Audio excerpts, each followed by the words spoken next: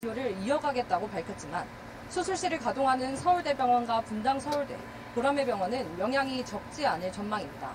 비대위 측은 조금 뒤인 오전 10시부터 서울의대 융합관 건물에서 무기한 휴진에 돌입하는 집회를 열 예정입니다. 네, 내일은 의료계의 전면 휴진도 예고돼 있지 않습니까? 환자들의 불편이 불가피하겠네요. 네, 대한의사협회가 집단 휴진을 주도하는 내일은요, 대학병원들의 참여가 크게 늘어납니다. 특히 이른바 빅5 대형 병원들은 무기한 휴진 움직임이 확산되고 있는데요. 세브란스 병원 교수들의 경우 27일부터 무기한 휴진에 돌입하기로 했고, 울산대 의대와 가톨릭 의대 등도 동참을 논의하고 있습니다. 의사협회는 어제 의대 증원 재논의를 포함해 최후 통첩 성격의 조건을 정부에 공개 요구했습니다. 그러나 정부는 조건 없이 휴진부터 중단하라고 즉각 거부하면서 진료 거부를 의료법 위반으로 규정하고 엄정 대응하겠다고 강조했습니다. 우선 휴진을 허가하지 말라고 대학병원장들에게 요청했는데요. 그렇지 않고 내버려둔다면 전공의 이탈 뒤 지원책으로 도입했던 건강보험급여 선지급 대상에서 제외하는 방안을 검토하기로 했습니다. 또 손실이 발생하면 휴진 교수들을 상대로 구성권 청구를 검토하라고 병원 측에 요청할 계획입니다. 지금까지 서울대병원에서 전해드렸습니다. 근데 여러분 이걸 구상권이라는 거를 여러분 아시겠습니까? 월요일 MBC 930 뉴스입니다. 구상권은 뭐 나중에 청구해도 오늘부터 서울의대 산하 4개 병원의 교수들이 무기한 휴진에 돌입했습니다.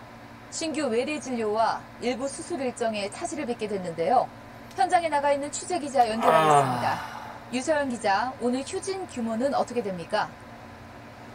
네, 서울대병원 앞에 나와 있습니다. 오늘부터 이곳과 분당 서울대병원, 서울 보라매병원, 서울대병원 강남센터 등 4곳이 휴진에 들어갔습니다. 서울대 의대교수 비대위 측은 외래 휴진이나 축소, 수술 등을 연기한 교수들이 모두 529명이라고 밝혔습니다. 전체 교수 약 1000명 중 55%가 참여함에 따라 수술실 가동률이 34% 정도로 떨어지고 진료는 40%가량 줄어들 걸로 전망했습니다. 비대위는 응급이나 중환자 진료를 이어가겠다고 밝혔지만 수술실을 가동하는 서울대병원과 분당서울대, 보라매병원은 영향이 적지 않을 전망입니다. 비대위 측은 조금 뒤인 오전 10시부터 서울의대 융합관 건물에서 무기한 휴진에 돌입하는 집회를 열 예정입니다. 네, 내일은 의료계의 전면 휴진도 예고돼 있지 않습니까? 환자들의 불편이 불가피하겠네요.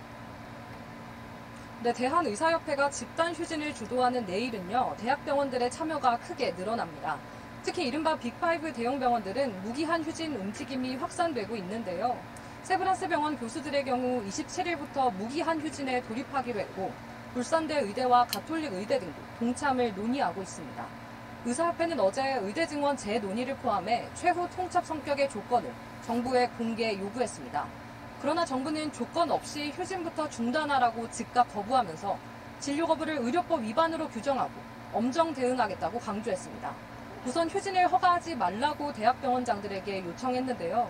그렇지 않고 내버려둔다면 전공의 이탈 뒤 지원책으로 도입했던 건강보험급여 선지급 대상에서 제외하는 방안을 검토하기로 했습니다. 또 손실이 발생하면 휴진 교수들을 상대로 구성권 청구를 검토하라고 병원 측에 요청할 계획입니다. 지금까지 서울대병원에서 전해드렸습니다. 여러분 이 유서영 기자를 잘 아시죠? 우리 로프를 타는 우리 기술자들은 결국 중대재해처벌법이 종합부동산세와 상속세 등 세제 개편에 대한 다양한 방향으로 시행될 때 제일 크게 역할을 했던 기자가 바로 이 유서영 기자입니다. 유서영 기자가 지금 16분 전, 7시간 전, 10시간 전 이렇게 계속해서 병원 의사들의 파업 관련 뉴스를 계속 취재 보도해주고 있습니다. 이 점 참 그야말로 참 고맙게 생각하고 저도 막 계속해서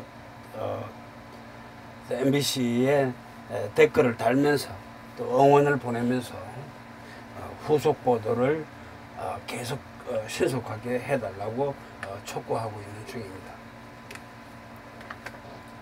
이거 어떻게 하면 좋을까요? 저는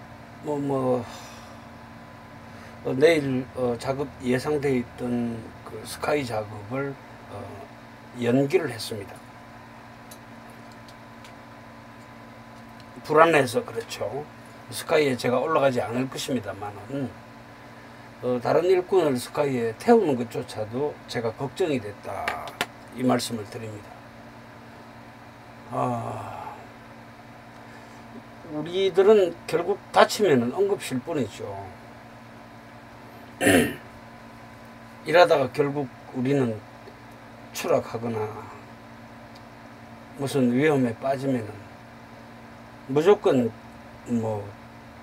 응급실 아니겠습니까? 지금 33%의 진료 차질이 불가피하다, 이렇게 그 유서영 기자가 보도를 했습니다만은, 실제로 우리가 병원에 가보면은, 더군다나 응급실로 가보면은 그 병원의 혼란한 그 분위기를 일부러 드러내듯이 그들이 의사, 간호사, 또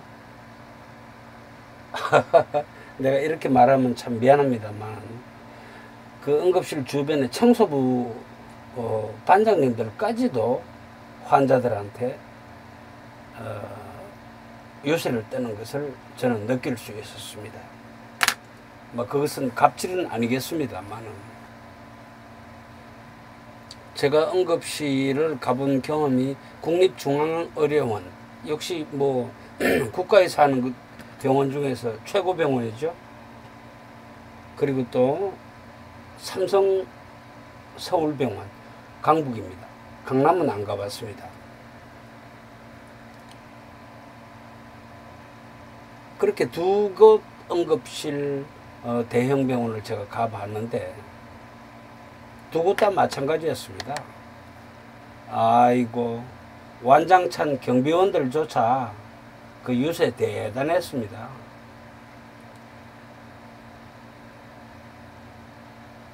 응급실에 원무과가 따로 있다는 거 여러분 아세요? 국립중앙의료원에도 원무과에 젊은 사람들이 유세를 합디다. 삼성병원은 어땠을까요? 거기도 마찬가지였습니다. 막내 간호사까지도 유세가 대단했어요.